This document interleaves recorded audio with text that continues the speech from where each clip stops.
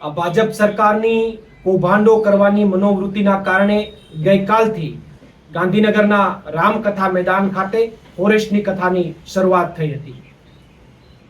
ફોરેસ્ટના વિદ્યાર્થીઓ ભાઈ શ્રી યુવરાજસિંહભાઈ જાડેજા અને હું પોતે અમે તમામ સાથે મળીને ફોરેસ્ટના વિદ્યાર્થીઓની વ્યાજબી માગણી જેમ કે તાત્કાલિક ધોરણે માર્ક્સ જાહેર કરવા, સીબીઆરટી પદ્ધતિ નાબૂદ કરવી અને 8 ગણાની જગ્યાએ 40 થી 45 ગણા ઉમેદવારોને લાયક ઠેરવવા, આ તમામ માગણીઓ સાથે ગઈકાલથી ગાંધી ચિંધ્યા માર્ગે અને શાંતિપૂર્વક રીતે આંદોલન કરી રહ્યા હતા.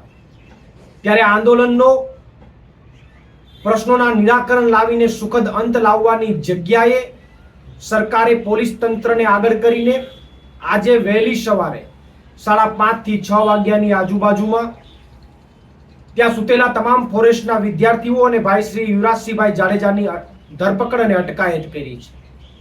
ત્યારે આ સરકારના આ પગલાને હું સખત શબ્દોમાં વખોડી કાઢું છું, કારણ કે ગઈકાલે દિવસ દરમિયાન અટકાયત ન કરી અને આજે વહેલી સવારે જ્યારે વિદ્યાર્થીઓ ઘોર નિંદ્રામાં હોય એવી પરિસ્થિતિમાં જ્યારે ધરપકડ અને અટકાયત થાય ત્યારે હું એવું માનું છું કે સરકાર પીઠ પાછળ ઘા કરી રહી છે.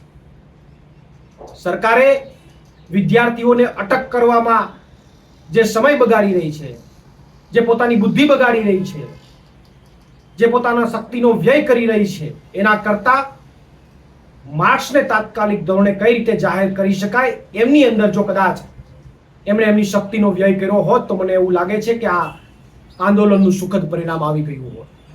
પરંતુ સરકાર જો એવું ઈચ્છતી હોય કે અટક કરવાથી આંદોલનનો અંત આવી જશે તો એમની ભૂલ છે. આવી ગમે તેટલી વાર કદાચ અટકો થશે તો પણ આંદોલનનો અંત નહીં આવે. જેમ જેમ સરકાર આવા અટક કરવાના ગતકડાઓ કરશે એમ આંદોલન ચોક્કસથી વધારે ઉગ્ર બનશે અને વિદ્યાર્થીઓની માગણી પણ વધારે ઉગ્ર બનશે. આભાર. પ્રવીણ રામ, પ્રદેશ ફ્રન્ટલ અધ્યક્ષ, આમ આદમી પાર્ટી.